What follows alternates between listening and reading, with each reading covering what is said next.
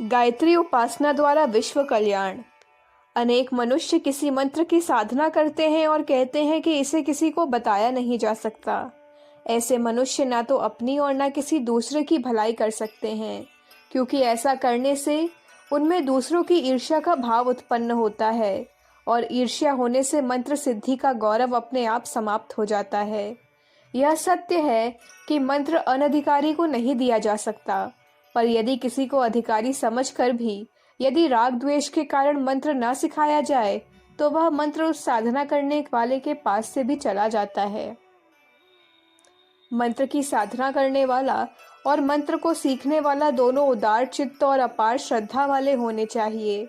व्यक्तिगत रूप से जप करते हुए भी उनको समष्टि के हित का ध्यान रखना चाहिए, तभी वे संसार के साथ अपना भी भला कर सकते हैं। प्राचीन काल में ऋषि और मुनि पर्वतों की गुफाओं और घोर जंगलों में रहकर अनेक प्रकार के जप करते थे और उनका उद्देश्य व्यक्तिगत लाभ न होकर समस्त संसार का कल्याण होता था। विश्व में अनेक प्रकार के उत्पात होकर शमन हो जाते हैं। इसमें बहुत कुछ प्रभाव ऐसे परोपकारी महापुरुषों का ही होता है, जो लोग अपनी तरह तरह की भली बुरी कामनाओं की पूर्ति के लिए जप तप करते हैं।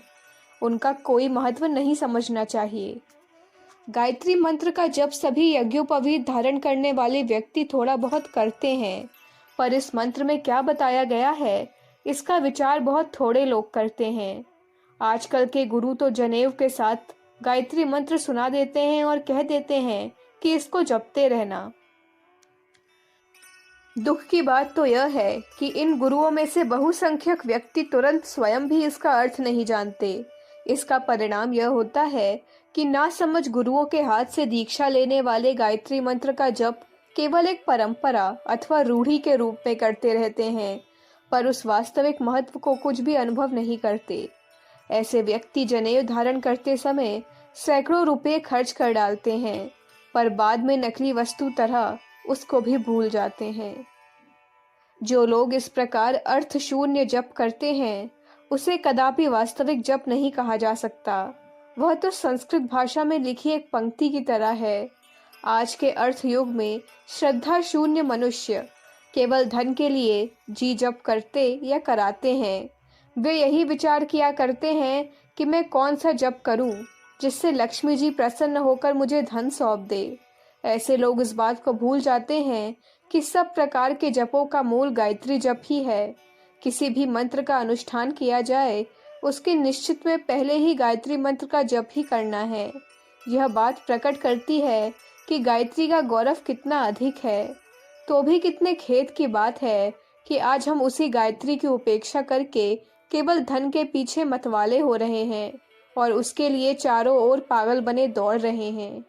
चाहे तुमने वेद न सीखे हों, चाहे तुमने शास्त्र और पुराण न पढ़े हों, तो भी यज्ञोपवीत धारण करने के बाद अगर गायत्री में तुम्हारी अटूट श्रद्धा और सच्ची भक्ति होगी तो गायत्री जप द्वारा तुम्हें सब वस्तुओं की प्राप्ति हो जाएगी।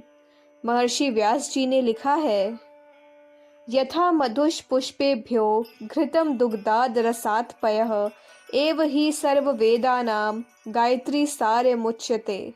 अर्थात जिस प्रकार फूलों का सार मधु, दूध का सार घी और सब रसों का सार दूध है, उसी प्रकार सब वेदों का सार गायत्री है।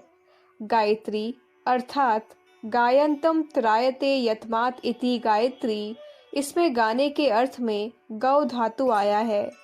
इससे भी यही प्रकट होता है कि केवल एक बार उच्चारण करने से नहीं, पर बारंबार गान करने से, जप करने से यह हमारी रक्षा करने वाली बन जाती है। जप कैसा होना चाहिए?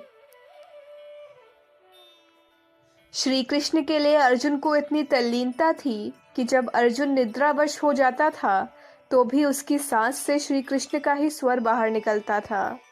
गायत्री का जप भी इसी प्रकार होना चाहिए कि रोम रोम और श्वास श्वास में उसी की रटन लगी रहे।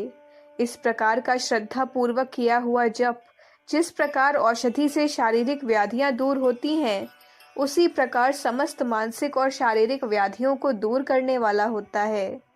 पर जब तक हमारे भीतर ऐसी स्थिति उत्पन्न न हो तब तक धैर्यपूर्वक उसके लिए प्रयत्न करते रहना चाहिए। जप करने वाला व्यक्ति धैर्यवान ना होगा तो एकाग्रता नहीं आती, और एकाग्रता नहीं आने से जब जैसा होना चाहिए वैसा नहीं हो पाता। संकटों के दुर्ग में फंसे हुए जगत को यदि इससे बाहर निकलना हो तो उसके छुटकारे का उपाय एकमात्र गायत्री का जप ही है।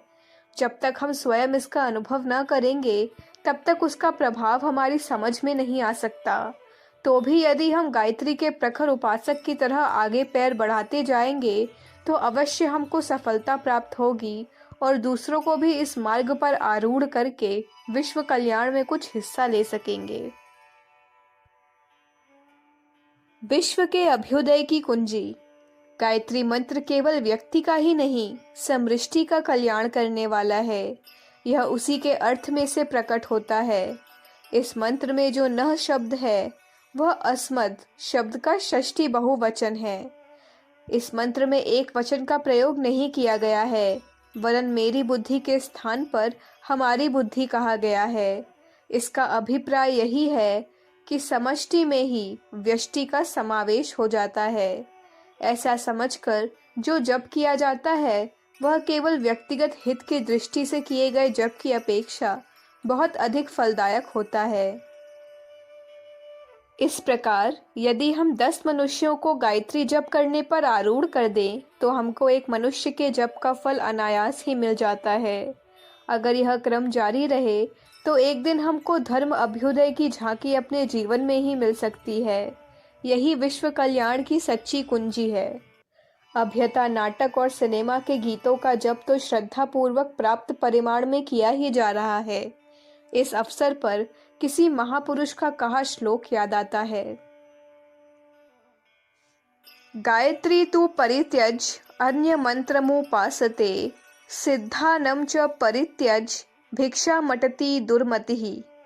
अर्थात जो मनुष्य गायत्री मंत्र को छोड़कर अन्य मंत्रों की उपासना करता है वह सिद्ध अन्न को छोड़कर भिक्षा के लिए फिरने वाले व्यक्ति की तरह मूर्ख है। दूसरे जपों की अपेक्षा गायत्री मंत्र की महिमा इतनी अधिक है, यह समझकर योग्य व्यक्ति के पास से गायत्री मंत्र की दीक्षा लेकर उसके जप को ही अपना लक्ष्य बनाना चाहिए। श्रद्धा पूर्वक किया गया गायत्री मंत्र का एक बार का जप एक दिन के पापों का नाश करता है। इसी प्रकार 10 मंत्र, रात दिन के 100 मंत्र, एक महीने के 1000 मंत्र, एक वर्ष के 1 लाख जप, जन्म भर के 10 लाख जप, पूर्व जन्म के और करोड़ों जप सब जन्मों के पापों का नाश कर देते हैं। मनुष्य मात्र से पाप होता है, यह समझकर जो व्यक्ति प्रायश्चित स्वरूप गायत्री मंत्र का जप करता रहता है वह निष्पाप हो जाता है। महान और श्रेष्ठ होने के लिए किसी व्यक्ति को गायत्री मंत्र के जप में प्रमाद नहीं करना चाहिए। अखंड ज्योति, जनवरी 1959, पृष्ठ संख्या 5, 6, 7। हमारे YouTube चैनल विचार क्रांति दूत अखंड ज्योति पत्रिका को सब्सक्राइब करें एवं अगली वीडियोस प्राप्त करने के लिए बेल आइकन दबाएं। धन्यवाद।